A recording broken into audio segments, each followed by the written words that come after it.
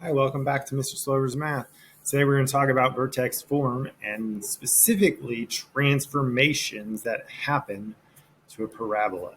So our goal is we're going to be able to describe them. In order to do that, there's a whole bunch of information that we need to know. So as you look on my answer key, you'll see a whole lot of highlighting and extra notes. And that's to try and identify, hey, this section's with this letter, this section goes with this letter, this section goes with this letter. So our vertex form is y equals a times the quantity x minus h squared plus k. That's just your generic equation, just like there are generic equations for everything else. We are going to learn how to describe the transformation for all equations in vertex form, because they're not all going to look the same. Your parent function, remember, is y equals x squared. It has a vertex of 0, 0, an x-intercept of 0, 0, y-intercept of 0, 0. But it's not always going to stay there. You're allowed to move. You're allowed to shift that graph left, right, up, down, make it skinnier, make it fatter, just like humans, right? Each human is not the same. They could be shorter, they could be taller, they could be wider, they could be skinnier. Same concept. So in terms of our vertex form, we're going to first look at the first letter, which is A. So the A value. Right? When A is positive, the parabola is going to open up, and that's what I drew in red, opening up. When A is negative, the parabola will open down.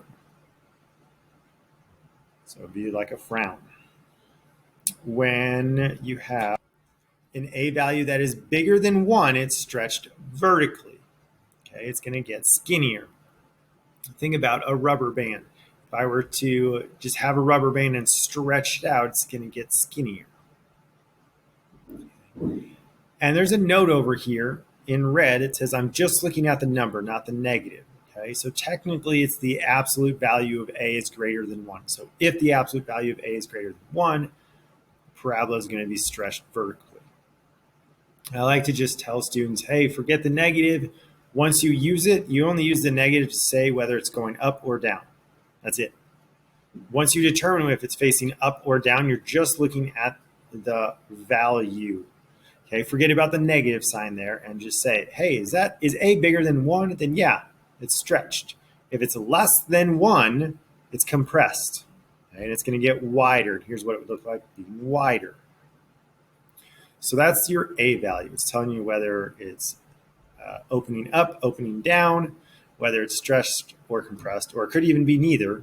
If A is 1 or A is negative 1, it's neither. It doesn't get stretched and it doesn't get compressed. Now we're going to move on to the next letter, which is the H value, which I wrote in or I highlighted in blue. When H is positive, the parabola shifts right. And when H is negative, the parabola shifts left. Think about on a number line, positive numbers go to the right, negative numbers go to the left. Same concept. The tricky part is what is right here. Just like here, there was a catch. You got to take the absolute value for whether it's compressed or stretched. You got to do something similar.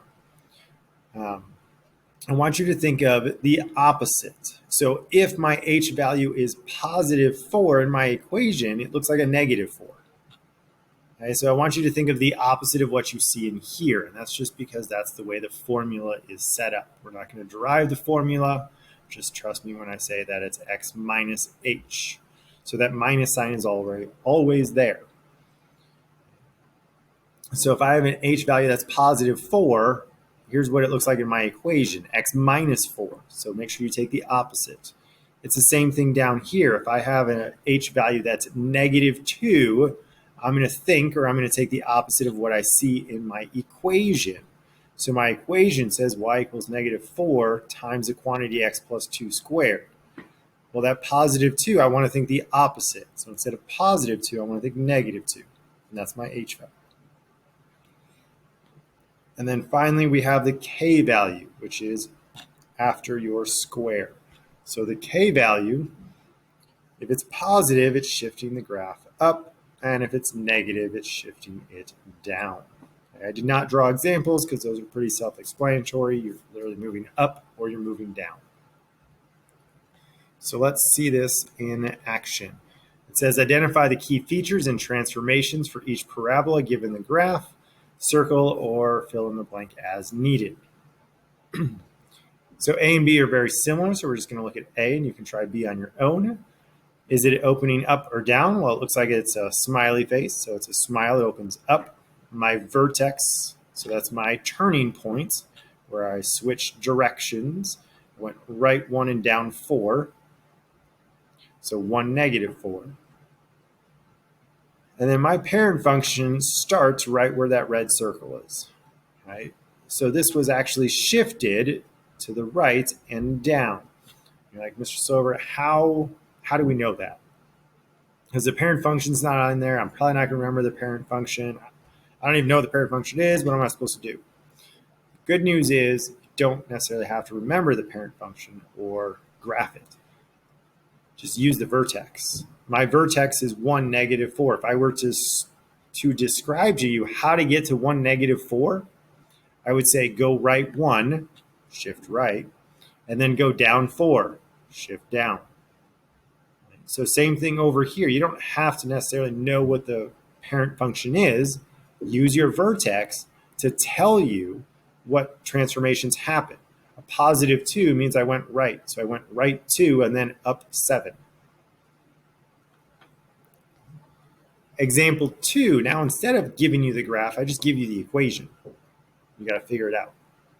I tried to color code all 3 of these and give some extra information that may be helpful. So please take time to note that. You're going to identify the key features and transformations. So the negative is telling me that it's opening down. The green, which is just the 2, remember, once we use the negative, we're done with it. We don't need it anymore. So now we look at the 2. That's the A value. It is bigger than 1, so that's why I'm putting stretched. My vertex is at 4, 7. Like, well, Mr. Silver, this says -4. I take the opposite of what's in there.